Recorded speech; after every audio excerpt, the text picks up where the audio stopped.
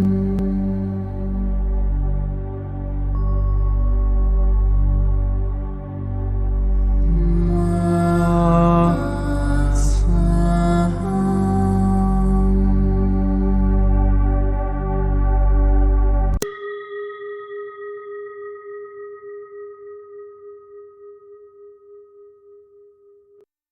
qui suit est la transcription d'un échange entre Mathias de Stefano, désigné ici comme moi, et son soi supérieur désigné comme je suis.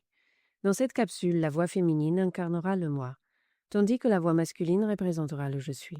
Cette conversation intitulée Élémentaire a été réalisée le 23 juillet 2021. Et c'est de l'atome que proviennent les éléments. Si l'atome est l'existence indivisible, ces projections s'appelleront éléments, qui constituent la manière d'énumérer la liste des extensions issues d'une unité. Comme les différents degrés d'une sphère. C'est exact. Les degrés et les angles n'existent pas en soi, séparément.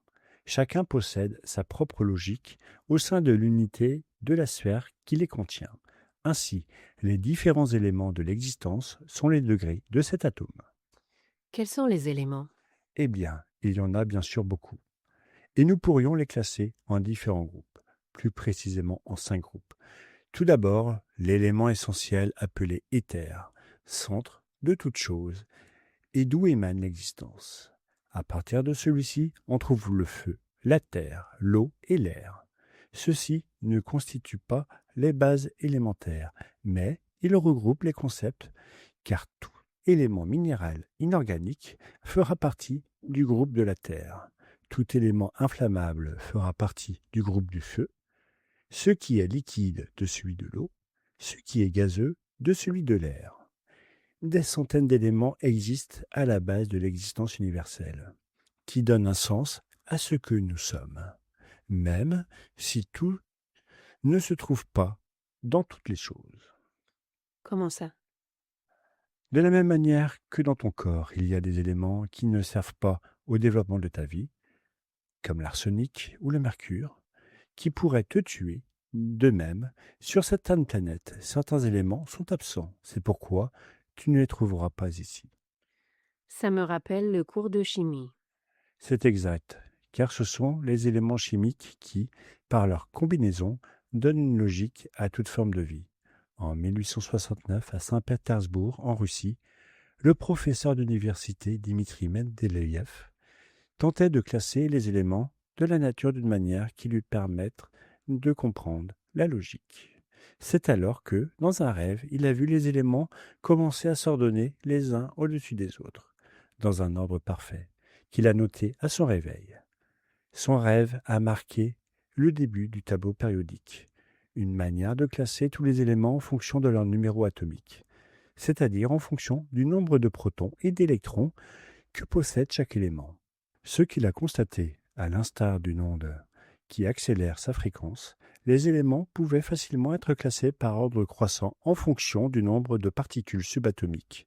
Et ce qui était encore plus intéressant, c'est qu'il a même pu prédire la composition des éléments chimiques qui n'avaient pas encore été découverts, mais dont il était certain qu'il occuperait la place qui leur revenait dans son tableau. Tout avait une logique. C'est vrai, beaucoup de ces éléments existaient dans la nature, mais beaucoup d'autres n'existaient plus, ou au contraire, ont été inventés. La logique de ce tableau réside dans le fait qu'il met en évidence d'un seul coup d'œil la complexité de chaque élément, de gauche à droite et de haut en bas. Les éléments sont classés par ordre croissant de numéros atomiques, nombre de protons et d'électrons par atome. Vers le bas et vers la gauche, le rayon atomique et le rayon ionique augmentent. Vers le haut et vers la droite, l'énergie d'ionisation, l'affinité électronique et l'électronégativité augmentent. Il existe 18 familles d'éléments qui vont de la colonne 1, où se trouvent les métaux alcalins, jusqu'à la colonne 18, où se trouvent les gaz nobles. Les 18 familles sont les suivantes. Famille des métaux alcalins, famille des métaux alcalino-terreux, famille du scandium, la famille du titane, la famille du vanadium, la famille du chrome, la famille du manganèse, la famille du fer, la famille du cobalt, la famille du nickel, la famille du cuivre, la famille du zinc, la famille des éléments terreux, la famille des éléments carbonés, la famille des éléments azotés, la famille des amphigènes, la famille des halogènes et la famille des gaz nobles. Ce sont des familles d'êtres élémentaires, regroupées par affinité. Cette affinité est due à leur niveau d'énergie atomique qui va du plus subtil au plus dense, en strates appelées périodes, d'où le nom de tableau périodique, qui est divisé en 7 de ces niveaux. À leur tour, les familles se divisent en 4 grands clans. Le premier regroupe les colonnes 1 et 2, représentant le clan des alcalins et des alcalinotéreux, auxquels s'ajoutent l'hélium et l'hydrogène. Le deuxième groupe, les colonnes de la 3 à la 12, forment le clan des métaux de transition. Le troisième est le clan des métalloïdes, qui s'étend de la colonne 13 à la colonne 18. Le quatrième est le clan des lanthanides actinides, qui se trouve en dehors et en dessous du tableau périodique. Et c'est au sein de ces clans et de ces familles que se trouvent tous les individus qui, à partir d'eux, créent tout le reste. Hélium, lithium, beryllium, bore, carbone, azote, oxygène, fluor, néon, sodium, magnésium, aluminium, silicium, phosphore, soufre, chlore, argon, potassium, calcium, scandium, titane, vanadium, chrome, manganèse, fer, cobalt, nickel, cuivre, zinc, gallium, germanium, arsenic, sélénium, brome, krypton, rubidium, strontium, yttrium, zirconium, niobium, molybdène, technetium, ruthénium, rhodium, palladium, argent, cadmium, indium, étain, antimoine, tellure, iode, xénon, césium, barium, lantane, cérium, praséodine, néodyne, prométhium, samarium, europium, gadolinium, terbium, dysprosium, holmium, herbium, thulium, ytterbium, lithium, hafnium, tantal, tungstène, rhénium, osmium, platine, or, mercure, thallium, plomb, bismuth, polonium, astate, radon, francium, radium, actinium, thorium, protactinium, uranium, neptunium, plutonium, américium, curium, berkéllium, californium, einsteinium, fermium, mendélévium, nobelium, laoercium, rutherfordium, dubnium, ciborganium, borium, acium, metnarium, darmstadtium, Roentgenium, copernicium, nionium, flérovium, moscovium, livermorium, ténésium, oganéson. Et quelle importance ont-ils sur notre chemin? Oh, la conscience élémentaire. Être conscient des éléments de la nature, ceux qui peuvent se composer dans la réalité à partir des atomes, nous faire reconnaître le potentiel des premières familles. Nous sommes constitués d'un ensemble de familles qu'il est élémentaire de reconnaître. Lesquels? La Sainte Famille, c'est la vibration, l'énergie et la matière. C'est à partir d'elle que surgissent tous les groupes familiaux qui nous constituent. Cette famille, ce sont à leur tour les trois mères qui donnent naissance à toute l'existence. Comme les trois maris, la ceinture d'Orion. Oui, dans le cas de la mère vibration, tu peux trouver des regroupements par magnitude, fréquence, direction, temps et impédance. La mère énergie s'exprime à travers trois nouvelles familles, celle du travail, de l'onde et de la chaleur, qui peuvent générer différents types d'énergie, comme l'énergie nucléaire, chimique, électromagnétique, thermique, électrique, interne et mécanique.